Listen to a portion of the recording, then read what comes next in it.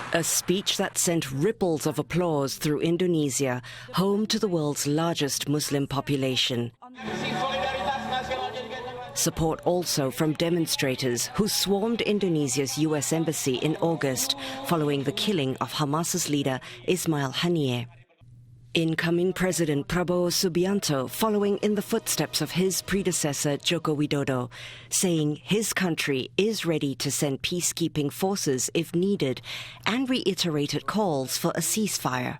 Indonesia's commitment to support a comprehensive and permanent ceasefire as an important step towards a real and lasting solution, towards real peace between Israel and Palestine, and thus real peace in the region. Malaysian Prime Minister Anwar Ibrahim, who met the slain Hamas leader amid U.S. scrutiny over the group's financial ties in Southeast Asia, echoed the sentiment. Penilaian kita jelas. Tanpa mengira siapa, kita tidak bersetuju dengan apa-apa langkah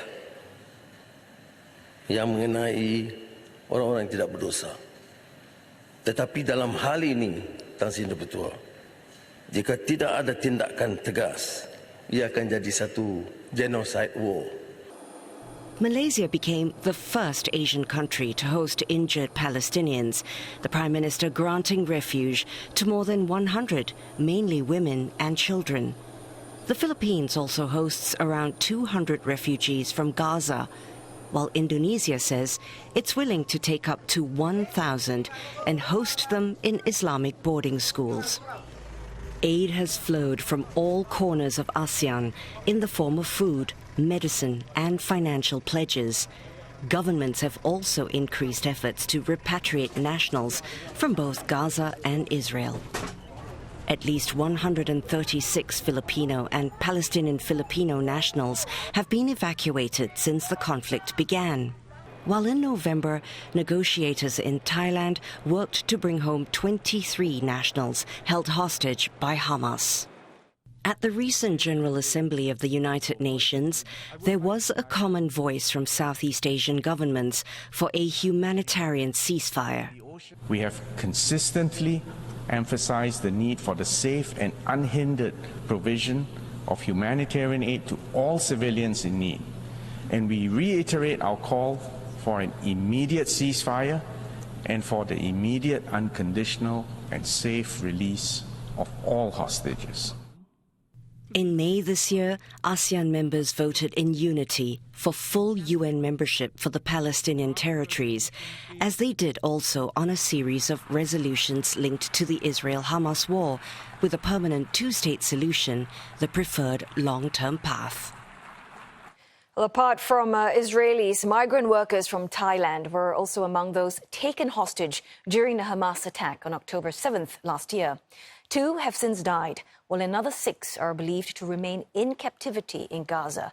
Well, CNA's Saksitsa Sombat traveled to Thailand's northeastern province of Buriram to meet a father still waiting for his son's return. This is Pongsak Tana, live streaming from Israel, where he was employed as a farmhand. He would film himself while working. But on October 7th, 2023, he decided to do something different. Instead of live streaming, he called his father, Virat Tana, back home in Buriram province in the northeast of Thailand.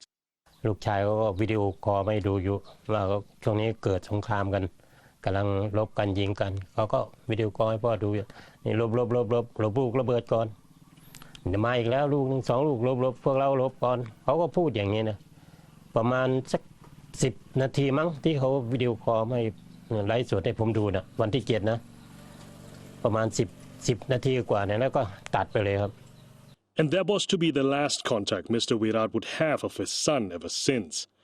Pongsak became one of at least 32 Thai nationals captured by militant groups in Gaza. Apart from them, 39 Thais were killed in the attacks. The footage of their bodies being brought back to Thailand shocked the nation. It was also a reminder of Israel's reliance on Thai migrant workers. Before the attacks, an estimated 30,000 Thais were there working in Israel. The aftermath of the October 7th attacks saw a brief exodus. The Thai government evacuated about 12,000 Thais who were foregoing the high wages for the security back home. But soon, some Thais started going back again. In fact, the Thai labor minister visited Israel earlier this year to push for higher quotas of migrant workers from Thailand. It's rural places like here in Wiradam province where most of the migrant workers come from. In Israel, they work as farmhands and gardeners, earning up to $1,800 per month, which is a lot more than they could ever earn back home here in the same line of work. 29 Thai nationals who were taken hostage came home nearly 2 months after their capture. But a year on, 6 are known by authorities to be still in captivity, including Pongsak. His father tells us that officials did initially check in on him while paying a compensation of about $750 in total. But since then, he has heard very little, despite repeated and costly follow-ups. เป็น10 กว่ารอบมั้งครับที่จะส่งไปแล้วกลับมาแก้ใหม่ส่งไปแล้วกลับมาแก้มันผิดเดี๋ยวก็ผิดเดี๋ยวก็ถูกเราก็เสียค่านิติกรไป2 ครั้งครั้งละ 3,526 บาท2 ครั้งก็เป็น 7,000 กว่าแล้วครับเฉพาะค่านิติกรแล้วค่าเหมารถที่ไปแรงงานบุรีรัมย์จังหวัดเนี่ยไปแต่ละรอบเนี่ยก็ต้อง 1,200 ก็ต้องไปตามไปส่งตั้งหลายรอบแล้วเงินพวกนี้มันก็ต้องใช้จ่ายไม่มีเงินก็ต้องยืม In its press briefing last week, the Thai Foreign Ministry didn't provide any new updates either, but reiterated its continued efforts to bring them home. I would like to underline that the Thai government will continue to exert all possible efforts to advocate for our remaining Thai hostages in Gaza. We continue to be in touch with key players in the region to discuss and seek their good offices towards the release of Thai hostages. That is also the reason why we continue to call for and assist on a return to negotiations and an immediate ceasefire and the release of all hostages, including Thai nationals in Gaza. All that is secondary for Mr. Virat. His biggest wish is for his son to come back alive. ถ้าหากลูกชายสามารถยังรับข้อมูลอะไรได้จะอยากฝากให้ลูกชายว่าไง ถ้าสมมติว่าขอภาวนาให้เป็นจริงถ้าลูกชายยังมีชีวิตอยู่ถ้าวันไหนถ้าฝั่งรัฐบาลอิสราเอลปล่อยตัวประกันมันก็ขอให้ลูกรีบกลับมาบ้านมาปั๊บบ้านเกิดหาพ่อตาหาป้าหาลุงแต่ที่สำคัญที่สุดอยากให้เขามาบวชให้แม่เขาเสียเขาไม่ได้ตันอยู่แล้วครับผมนี่คือความปรารถนาที่สุดของผมในชีวิตถ้าเขามาแล้วเขารีบกลับมาแล้วผมก็ต้องจัดพิธีบวชให้เขาเพื่อให้แม่เขาด้วยที่เขาเสียไประหว่างที่ลูกไม่อยู่ครับผม Thais believe the ordination will cleanse the soul from evil after a horrific ordeal. This hope for a fresh start for his missing son has kept his father going for a year and counting. Well, for more on what life is like for communities caught in the crossfire of war, tune in to CNA correspondent Life Under Fire on Wednesday at 9:30 p.m. Singapore-Hong Kong time. And you can also watch it wherever and whenever you like on CNA.Asia or on YouTube. Well, time now to go for another short break, but coming up next on East Asia tonight, the growing role of artificial intelligence in mental health care.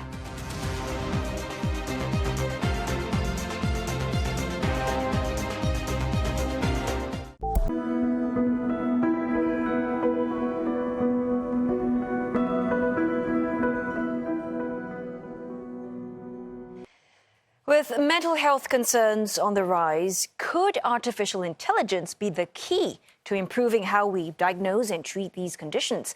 Well, with World Mental Health Day just around the corner, we look at how technology is transforming healthcare.